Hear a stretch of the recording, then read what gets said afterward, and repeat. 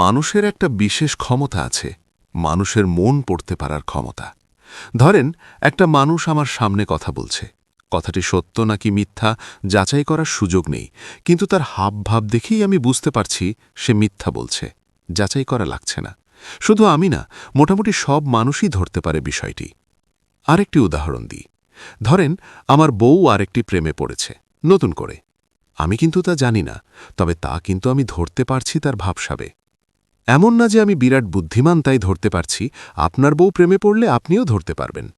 একটি শিশুও কিন্তু বুঝতে পারে কার কোলে গেলে সে নিরাপদ থাকবে আর কার কাছে অনিরাপদ।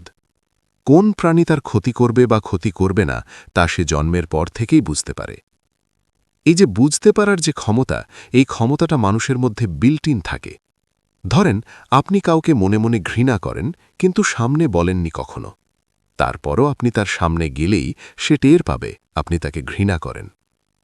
মানুষ মনে মনে খারাপ বা ভালো চিন্তা যা করে, তার একটা ভাইব তার কথাবার্তা বা আচার আচরণের পাশাপাশি অদৃশ্যভাবেও তার দেহ থেকে ছড়ায়। যেমন, কোনো একটা মানুষের কাছে গেলে যদি আপনার ভালো ফিল হয়, বুঝবেন লোকটি পজিটিভ লোক। কারো কাছে গেলে যদি আপনার খারাপ লাগে, ভয় লাগে, আতঙ্ক লাগে, বুঝবেন লোকটি একজন নেগেটিভ লোক। মানুষের শরীর থেকে এক ধরনের তরঙ্গ বের হয়, আবার মানুষের দেহেই সেই তরঙ্গ ধরার সেন্সারও আছে। তাই যদি আপনি মনে করে থাকেন আপনার মনে আছে এক, কিন্তু মুখে বলছেন আরেক কথা, সামনের মানুষটা তা ধরতে পারছে না, তাহলে আপনি ভুল ভাবছেন। সামনের মানুষ ঠিকই ধরতে পারছে, সূক্ষ্মভাবে হলেও ধরতে পারছে আপনি মিথ্যা অভিনয় করছেন। দেখবেন, কারো কারো বাড়িতে আত্মীয়স্বজন বেশি যায়, আবার কারো বাড়িতে কোনো আত্মীয়স্বজন যেতে চায় না। এটা ঘটে ওই পজিটিভ নেগেটিভ ভাইবের কারণেই। মুখে বলা লাগে না আপনি আত্মীয়স্বজন পছন্দ করেন নাকি করেন না। মুখে না বললেও তাদের বিল্ট ইন সেন্সার দিয়ে ধরে ফেলে বিষয়টি। আবার ধরেন, আপনি মনে করছেন খুব গোপনে আপনি কোনো মেয়ের সাথে পরকীয়া করছেন, কেউ টের পাচ্ছে না, বা খুব গোপনে আপনি কারো ক্ষতি করার চেষ্টা করে যাচ্ছেন, কেউ টের পাচ্ছে না। আপনি ভুল ভাবছেন। আপনার শরীর থেকে বের হওয়া তরঙ্গ কিন্তু আটকাতে পারছেন না আপনি।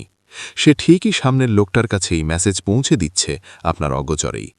আরেকটা কথা, আপনি যদি অনেক দূরে বসেও কারো সম্পর্কে পজিটিভ বা নেগেটিভ চিন্তা করেন, সে তরঙ্গ তার কাছে পৌঁছায়।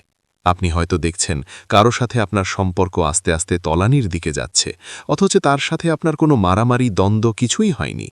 নিশ্চিতভাবে তার সম্পর্কে আপনি আর পজিটিভ চিন্তা করছেন না, এ কারণেই এমনটা হচ্ছে। মানুষ হয়তো ইচ্ছা করলেই মুখে মিথ্যা কথা বলতে পারে, কিন্তু মনের যে কথা আছে সেই ভাইব বা তরঙ্গ ছড়ানো কখনোই বন্ধ করতে পারে না।